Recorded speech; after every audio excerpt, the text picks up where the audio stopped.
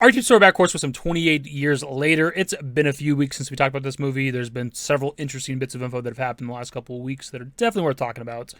Namely, Cillian Murphy returning. This is something we discussed a bit in the previous video, but there was kind of conflicting reports on exactly what was going on. Like, there was him executive producing the first movie, not starring in it, a cameo, kind of smaller role in the second movie, but a more prominent role in the third movie.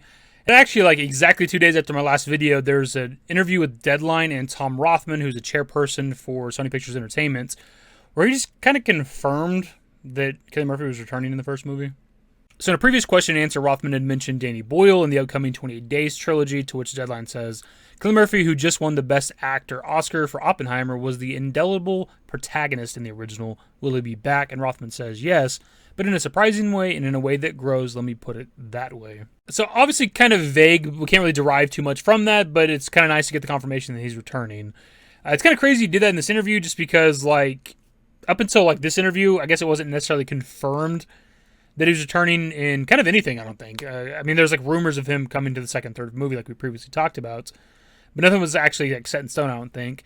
But everything's reporting because of this, because like this happened on May 17th, and like if you go look up like kind of any articles talking about this, they were usually posted on May 17th. But actually kind of looking into it some more, this wasn't necessarily the first time that he was confirmed to be returning in the first movie, because there's actually an interview with Alex Garland from almost 2 months ago, like on April 12th with the Real Blend podcast, where they're kind of talking about Civil War and stuff, but they briefly talk about 28 years later, and he kind of confirms that Cillian Murphy is returning. Not only that, he actually kind of gives us our first details on the movie, kind of the very slightest bit of info what the movie's sort of about.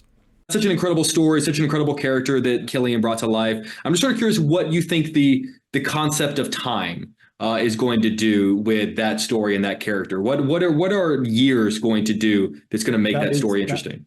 That's partly what the film is about. Is exactly that. It's to do with the passage of time and thinking about what effect the passage of time would have, and is it what you would traditionally call a post-apocalyptic state, or has something else begun to manifest, or it's time is really at the core of the engine of the film.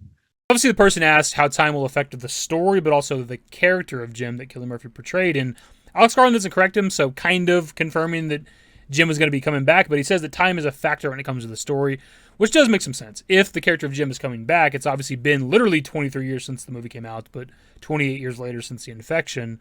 So obviously it makes sense that time would be a factor when it comes to the story and the character of Jim, because it has been 28 years. It's kind of hard to derive something from that without like the context of exactly what the film's about, because is it 28 years later and they've been surviving amongst the infected and the rage virus the last 28 years, maybe because of the ending of 28 weeks later? Like, has the infection been going on this whole time? Or is it, it's just he's an older guy and then the infection happens again type shit, right? You could really go either way with that, because if he's been actively surviving for the last almost 3 decades, like, your body's going to catch up. You're going to start hurting. It's going to be harder for you to run, and so on and so forth, right? Or it could just be that he's been living comfortably for the last couple of decades, and then again, the infection breaks out, and he's an older gentleman these days, and he hasn't been actively surviving, so his body's not really in shape. Again, you could go either way.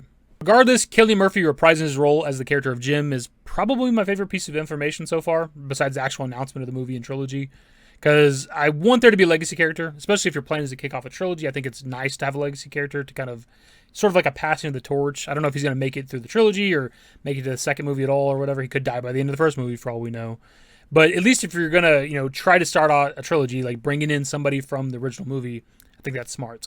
And also, he obviously canonically survived at the end of the first movie. So last time we talked about this movie, we knew they were filming in Northumberland. We know of a few more like specific locations now, but the main one is Holy Island, which is kind of cool to know that, because it gives us a kind of an idea of what might be happening in the film. But we do have a video on BBC.com that kind of shows the area and some like the filming trucks and stuff, and maybe a bit of the set to kind of get an idea of what the movie will look like. The holy island of Lindisfarne, off the Northumberland coastline, is famed for its heritage sites and stunning coastal scenery. And more recently, it is the setting for an upcoming feature film production in Danny Boyle's long-anticipated 28 Years Later. So you can see it in one of the parts of the clip I played, but there's an actual castle on Holy Islands called Alnwick Castle, I believe. And it's actually been used for filming before, so I'm kind of hoping that they do use the castle in 28 Years Later. It'd be kind of awesome to see in the next movie. But the fact that they're going to be filming on an island, I think, can give us an idea of what could be happening in the film, because it could be like a colony of people that live on the island. Because it's something we've seen before in like the Dawn of the Dead remake, Zack Snyder 2004, where like at the end of the movie they want to go to an island, and it makes sense for like a zombie apocalypse, right? Unless the infected can swim, learn how to swim, whatever, like you're going to be safe from them, right? As long as nobody infected comes to the island, you're perfectly safe. Speaking of filming, they actually began filming for the movie on May 26th, so about a week ago as I'm recording right now. And because of that, we actually do have a couple of kind of set pictures of Aaron Taylor Johnson. So obviously we're dealing with behind the scene pics here. I don't know if I can show them because they're not like officially released images by like Sony or something. I've seen several articles showing them, so I don't know if it's like legal or not. I'm just not 100% on that. I ain't trying to get like, copyright strike on my channel or some shit. But it's just Aaron Taylor Johnson with like long hair, a bit of a beard, wearing like kind of a button-up flannel shirt, and running. And a couple of the images. That's kind of it. It obviously doesn't tell us much, but it's really our first kind of look at the film, right? Kind of what his character is going to look like. I will say in a lot of post-apocalyptic media, if somebody has a beard, that usually means they've been surviving for a while. So I'm not sure if we can derive anything from the way his character looks. If it's meant to be like he's been surviving for a long time amongst the infected and stuff like that, so that's why he doesn't shave.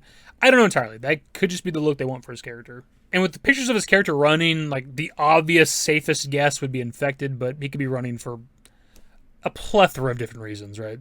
So that's pretty much it for all the info that I'm aware of for this video. I'm sure there's more interesting stuff out there to talk about, and I'll try to look into that for another video at some point.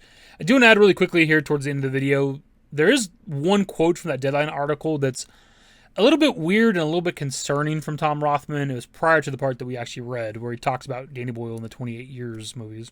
So Rothman says, I think I've made 8 movies with Danny Boyle, and I hold him in the pantheon, and we have his new 28 Days trilogy. It's 28 years later, but not in any way a literal sequel. Great cast, Aaron Taylor Johnson and Jodie Comer. So my obvious concern was with the part where he says that it's not in any way a literal sequel. I think maybe he's talking about it not being like a direct continuation from the previous movies. Like it's not directly following up the first movie or the second movie, which makes a bit of sense anyways because it's 28 years later, right?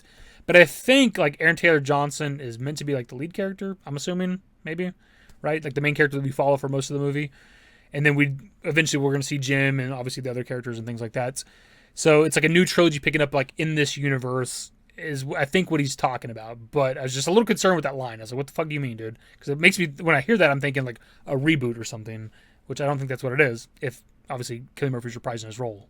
This is pretty much the video. Again, I'm most excited that Cillian Murphy is reprising his role as Jim. That's what I was wanting when I was initially talking about the third film years ago.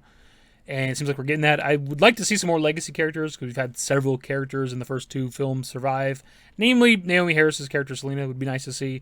I know Imogen Poots had talked like a couple years ago about being down to reprise her role as the character Tammy, which I wouldn't mind. I don't really care about the little boy. I guess he's kind of important since he was a carrier of the virus, but it wasn't himself like turning or whatever, but he could pass the infection on. So I guess you kind of need the brother too, but whatever. Anyways, that's the video. Subscribe to the channel if you guys are new. Social networks in the description below. Follow me on Twitter, @DavidYT. That's it. Bye. Used to care what people thought, but now I care more. And nobody out here's got it figured out. So therefore, I've lost all hope of a happy ending, depending on whether or not it's worth it. So insecure, no one's perfect. We spend it with no shame. We blow that like Coltrane. We in here like Rogaine or leave it like Cobain.